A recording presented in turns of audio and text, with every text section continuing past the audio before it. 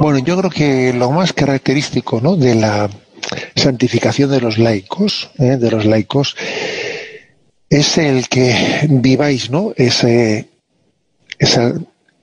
ese establecimiento del reino de Dios en el ambiente en el que Dios, ¿no?, en vuestra profesión, en vuestro entorno. O sea, lo propio del laico es precisamente traer a Cristo, traer el reino de Cristo en su contexto social, en su contexto laboral, en su contexto familiar, ¿no? Lo propio del laico, pues, es no salirse del mundo, sino traer a Cristo al contexto en el que está. Entonces yo creo que eso es muy importante, y me parece que yo creo que todos los laicos, aplicado esto, ¿no?, al principio de la vía digital, pues uno tiene que decir, por ejemplo, el contexto laboral en el que vivo, este contexto laboral también tiene una presencia digital, ¿no?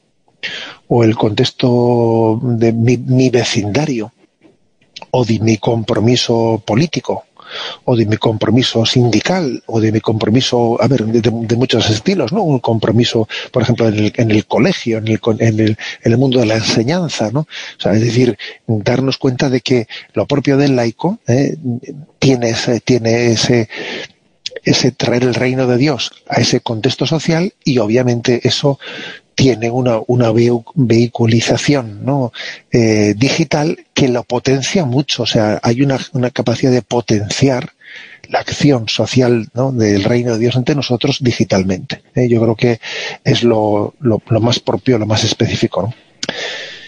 Con respecto a los sacerdotes que me decías, ¿no? No sé si...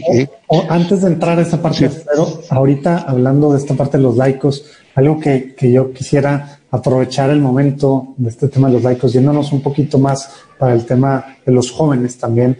Pues durante mucho tiempo en Evangelizar el Sexto Continente tú hablaste del Yucat, ¿verdad? Estabas pues como que analizándolo, no sé cuál sea la palabra que sea la adecuada, pero antes de pasar a ese tema, también un poquito pensando, evangelizar digitalmente, hacer todo esto, pero pues también algunos decimos, híjole, pues no sé ni qué creo, qué voy a decir, pues Dios te ama, qué padre decir, pero no puedo enraizarme, no puedo discutir con la cultura actual, no puedo dialogar, porque pues ni siquiera sé lo que creo.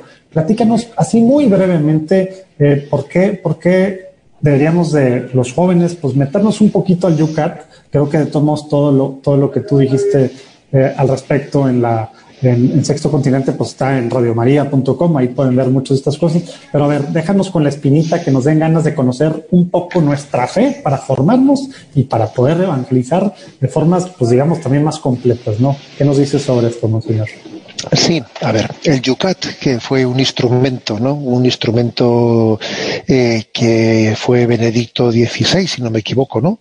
El que tuvo esa intuición en la Jornada Mundial de la Juventud, entregar a los jóvenes una versión del catecismo, una versión adaptada un poco, ¿no?, pues a su contexto cultural, a su capacidad, etcétera, de lectura y de respuesta. Me pareció, ¿no?, pues que ayudó muchísimo.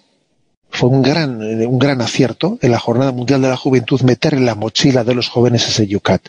¿Por qué? Porque era caer en cuenta de decir, a ver, yo necesito familiarizarme con la fe, necesito saber expresarla, porque a veces tenemos un cierto sentimiento religioso, pero luego también es verdad que hay que formularlo, como además las cosas no se pueden quedar un poco vagas y difusas, tienen que ser formuladas, ¿no?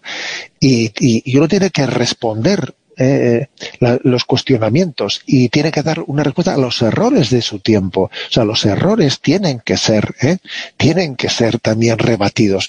Yo escuché que en la confesión de la fe hay distintos grados. Un grado es el de sentir interiormente, creer interiormente, ¿no? Pero un grado superior es el de proclamarlo, o sea, aprender a proclamarlo, aprender a expresarlo.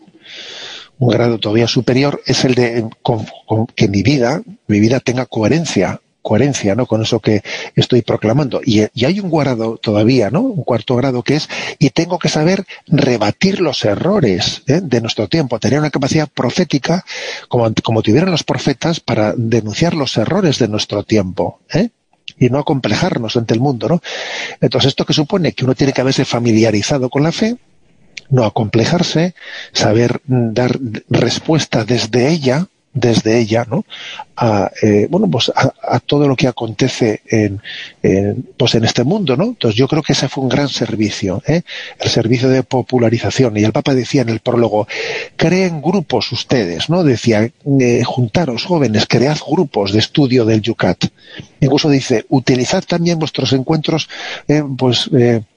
digitales, vuestros conductos digitales telemáticos para juntaros, para estudiarlo, ¿no? Es una gran oportunidad. El joven necesita poder dar razón de su fe, ¿no? Siempre, ¿no? Siempre, pero en este tiempo más que nunca, porque en este tiempo que somos muy cuestionados,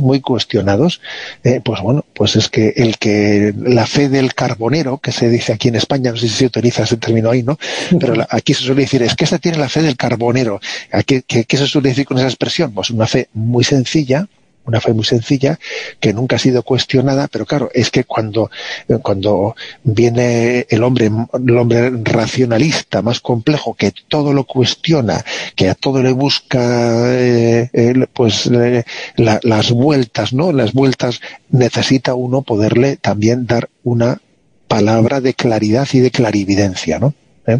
Órale.